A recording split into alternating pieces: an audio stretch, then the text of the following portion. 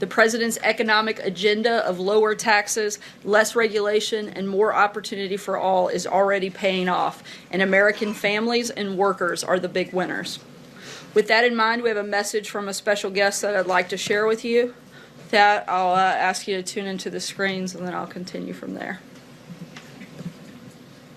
Thank you for being with us today. The historic tax cut I signed into law just 2 weeks ago before Christmas is already delivering major economic gains.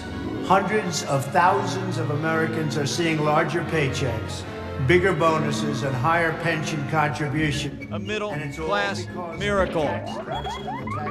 Thank you, President Trump, for allowing us to have you as our president. Workers at AT&T, Bank of America, Comcast, Southwest Airlines, American Airlines, and many other companies are receiving bonuses of $1,000 or more. Aflac and others are investing more in employees' 401ks. CBS announced it will hire 3,000 new workers. Boeing, another great company, is investing hundreds of millions of dollars in employee training and infrastructure. More than 60 companies announced.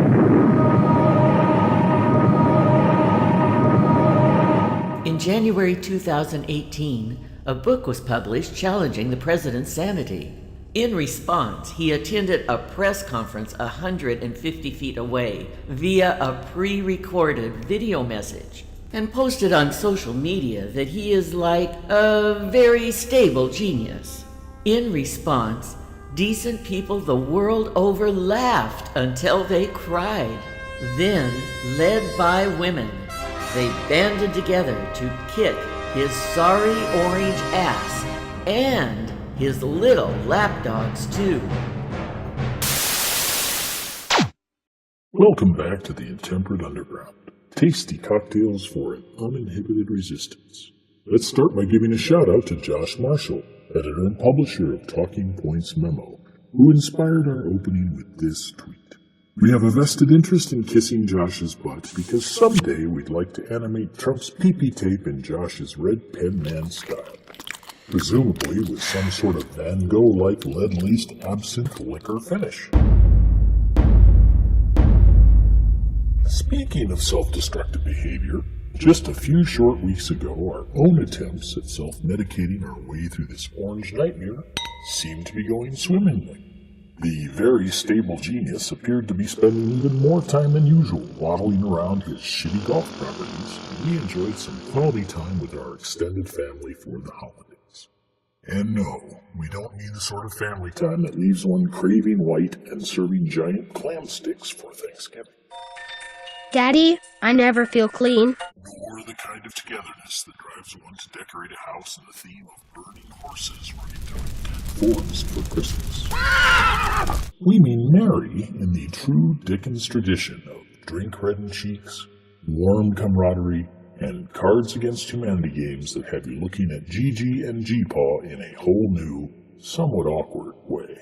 For this month's cocktail, we'd like to share some of that good cheer with a concoction we called the Yule Mule. But we have no doubt that it would be tasty any time of the year. Credit where credit is due. This cocktail was inspired by the seasonal cocktail menu at the Big Bar in Los Angeles. Now, without further ado, let's review the bartender cam footage. First, we'll make a syrup. Put 1.5 cups of cranberry juice in a pan. Add 1 cup of pomegranate juice, 2.5 cups of sugar, and 12 crushed cinnamon sticks. Stir and bring to a boil. Remove from the heat and set aside to completely cool. Next, we'll make a foam. Put 1 cup of ginger juice and 1 cup of sugar in another pan. Stir briefly on low heat until combined.